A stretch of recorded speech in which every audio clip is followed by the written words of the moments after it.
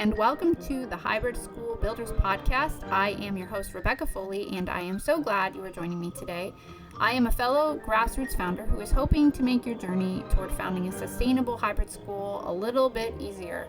If you are dreaming of starting a hybrid school, or perhaps you've already gotten started, you are in the right place. Join me as we dive into real stories, practical tips, and hard-won lessons that I have learned to help you launch and grow your program with confidence.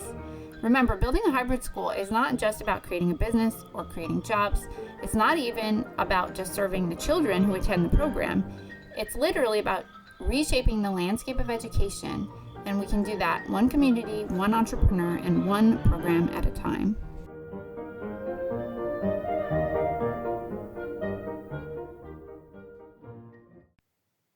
Hey guys, welcome back. I wanted to follow up on the last episode by talking a little bit more about the executive director staff position. I promise I won't make this as long as the last one. Like I said, there's a lot to talk about in this. So this particular staff position is a nonprofit word, okay? This is in a nonprofit, especially a donor-funded nonprofit. Think of like a homeless shelter or an animal shelter or something like that, right? Where the people who are using this service are not paying anything. That's the point of it, right? The executive director and the board, I'm just pointing this out, usually have a whole other layer of fundraising, donor cultivation, grant writing that they have to do. And something that I found when I was researching nonprofit, like job roles and board roles and stuff, was a lot of description of those things.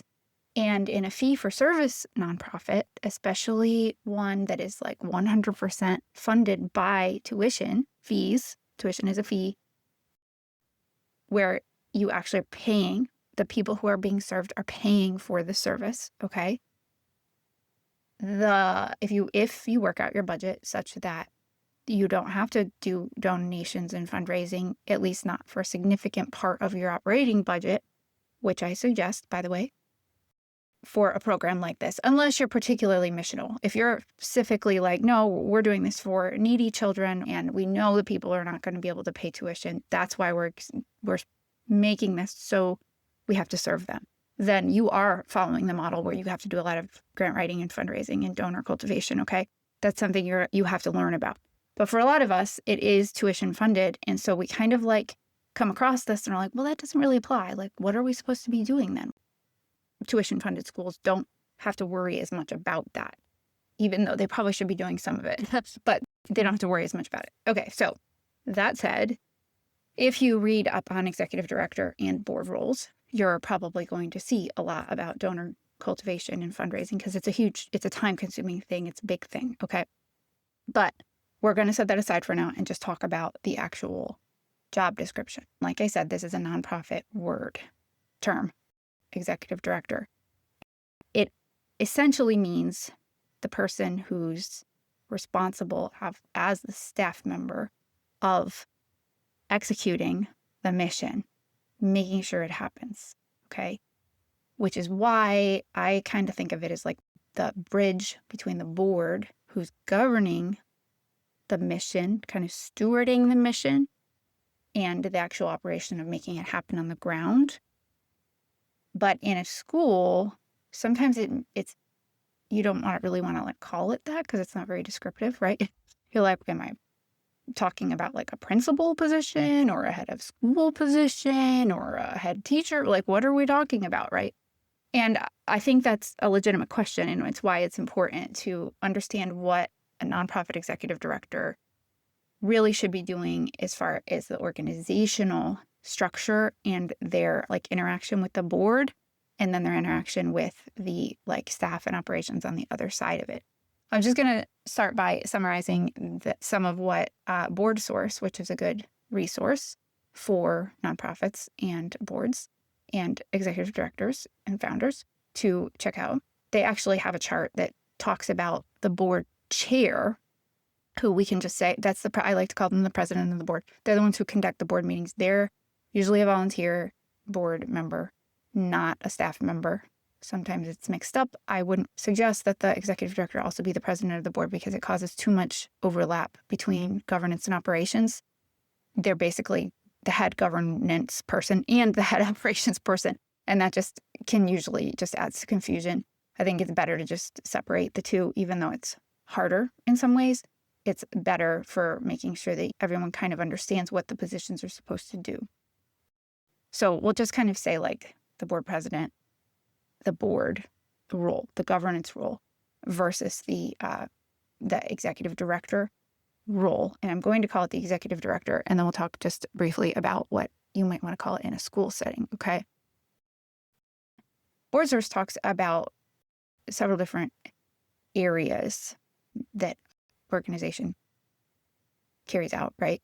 And they talk about policy and planning, budget and finances, fundraising and development, big piece of it, board meetings, committees, board recruitment, developing the board, board assessment, staff oversight, compensation, salaries, evaluating staff, and then like PR and communications, okay? I know that sounds like a lot, but I'm just going to like briefly outline this, okay? So if you go back to policy and planning, both the executive director and the board are sharing in kind of this strategic planning idea and this like mission impact. I'm using words from their website, right? And the organizational growth and sustainability, okay? Those are three things that they're philosophically, right? Like driving. They're both doing that, but what it looks like is different, okay? So the executive director is one, they understand what the mission is that they're supposed to be carrying out. They're providing that administrative support. They're engaging in planning with the board, but then they're also actually implementing the plan. So it's kind of like they're delivering back into the board to help with the strategic direction, the information that's needed. Then they also take that plan and then go make it happen, okay? They are responsible for actually making sure that the stuff is happening. That's like how they're carrying out the mission, right? And are we actually delivering on our mission? Are we effective? Is this program is another nonprofit term? Is it doing what it's supposed to be doing? Is it being done well? They're managing the whole thing. They might be doing some data collection or evaluation, blah, blah, blah. But they're doing that as the executive director specifically, and this differentiates it from maybe like a team manager or a supervisor or a campus supervisor or something like that. This differentiates it from that because they're doing this for all of the programs, for everything in the organization, and then monitoring that and delivering it back to the board so that they can do their side of it, which is, are we accomplishing our mission? Are we being strategic? Are we being sustainable? Okay. So it's getting filtered through that executive director as far as effectiveness. Okay. And then once the board, with the help of the executive director in meetings, sets maybe a new strategic plan or new priorities, they're then going back out the other way and saying, okay, we might need this program, or we might need more staffing in this program, or we might need, to expand in this way so we are more sustainable.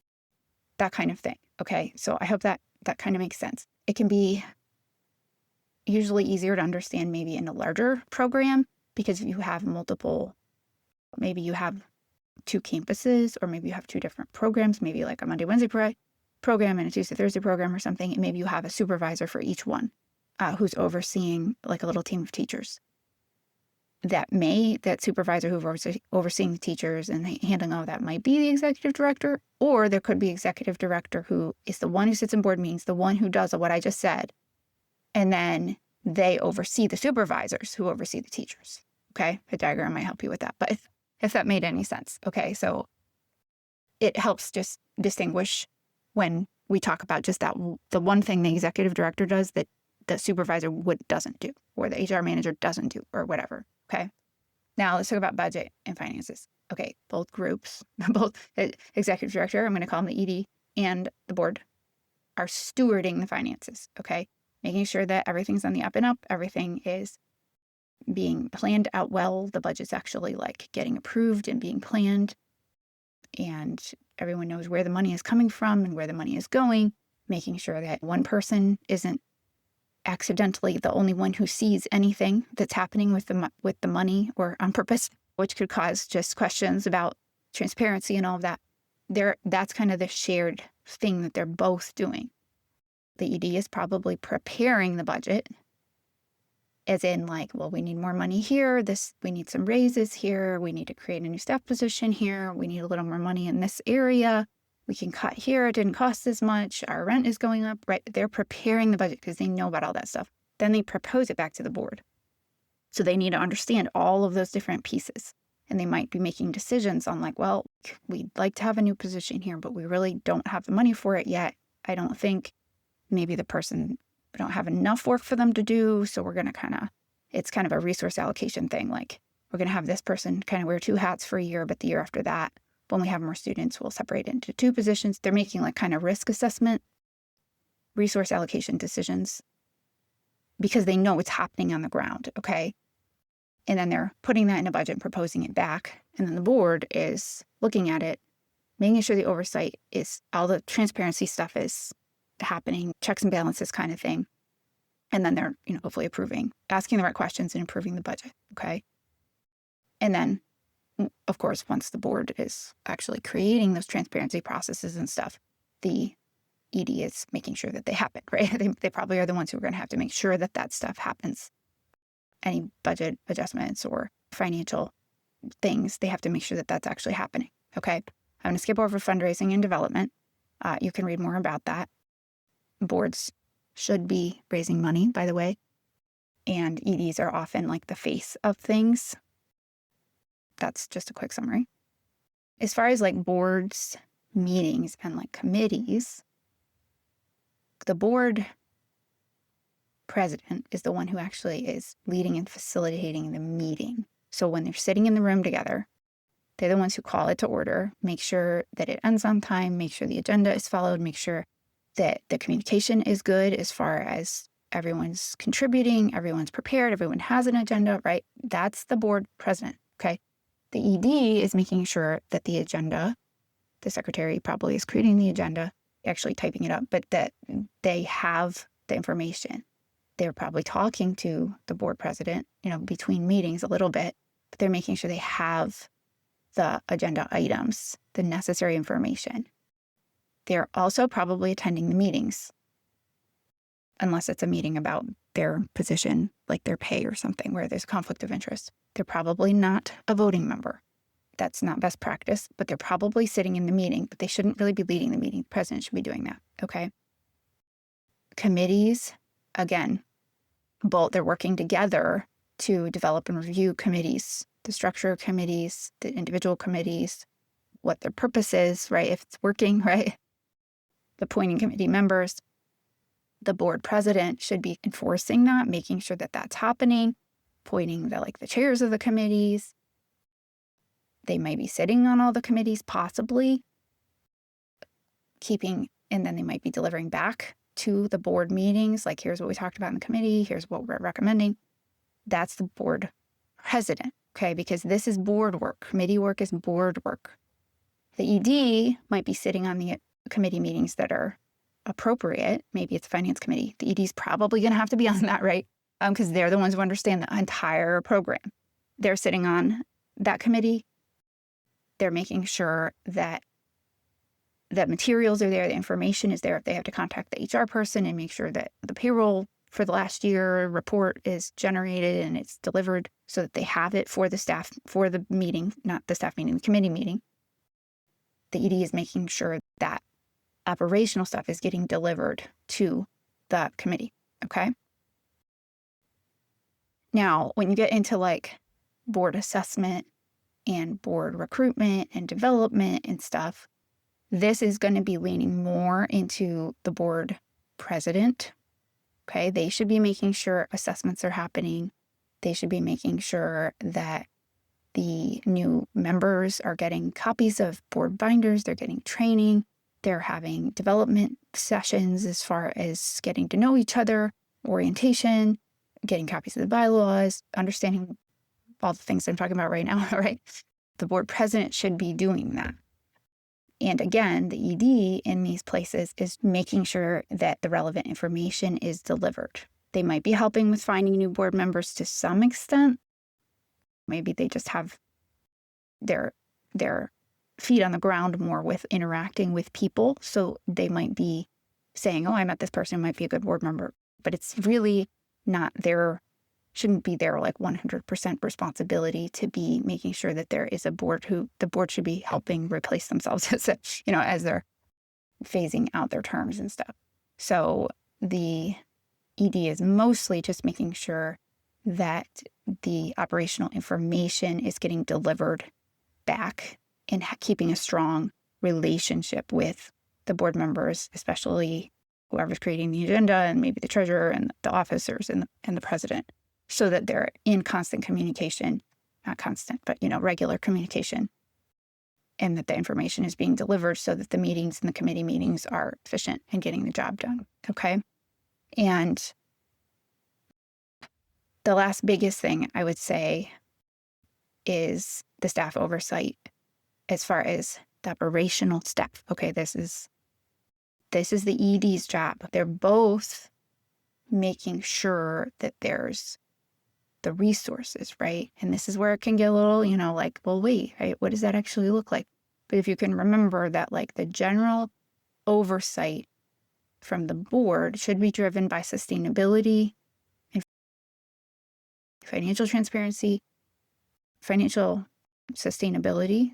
Are people leaving because they're not getting paid enough?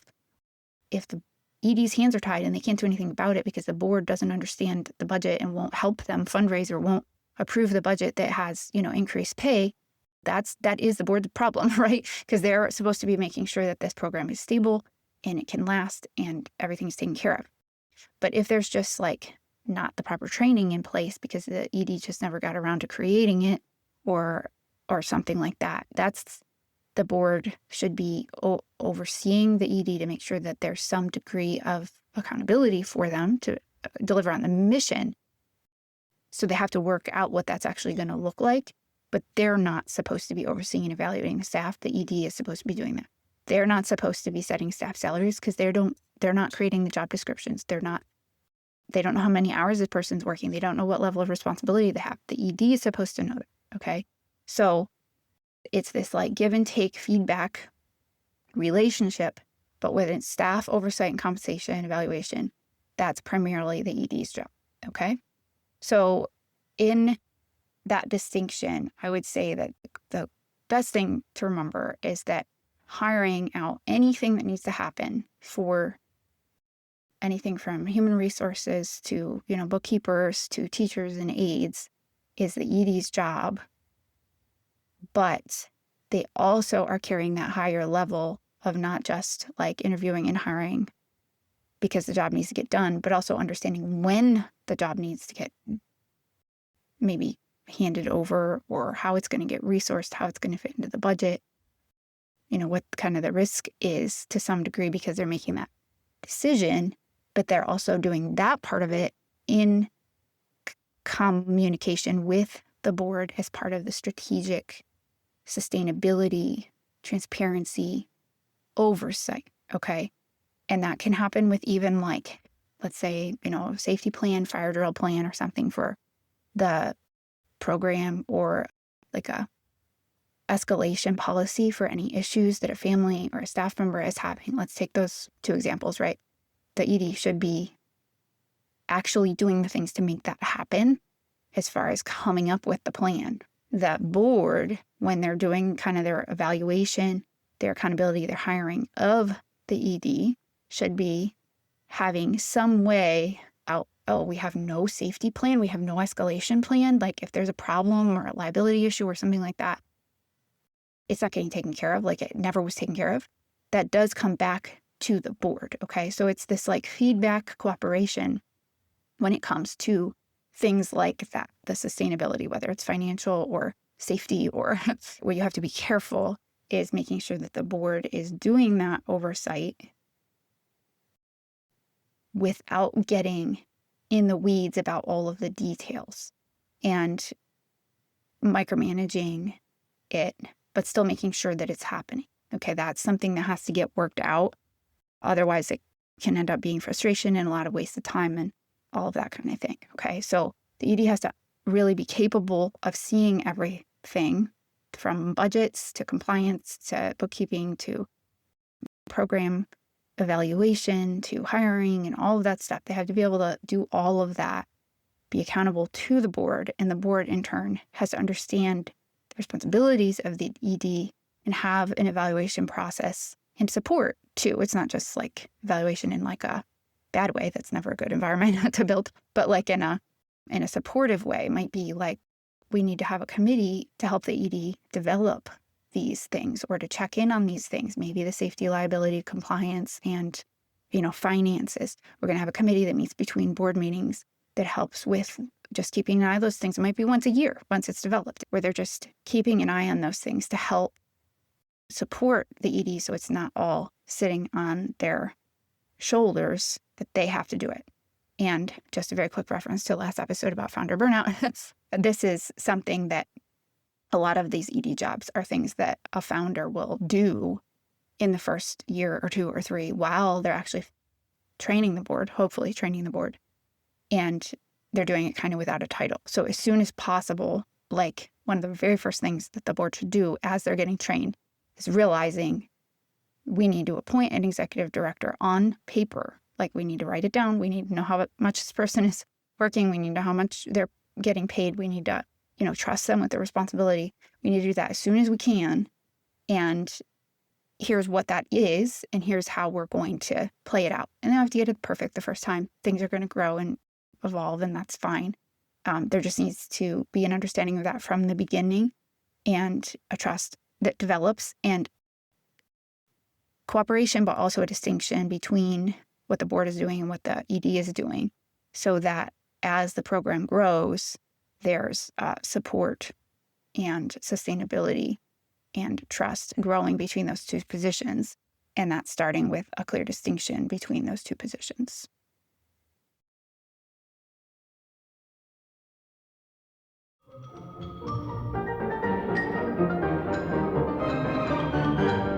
Thanks so much for listening today. Don't forget to subscribe and make sure you check out the resources I am developing at startahybridSchool.com. Send me an email anytime. I would love to hear from you. Until next time.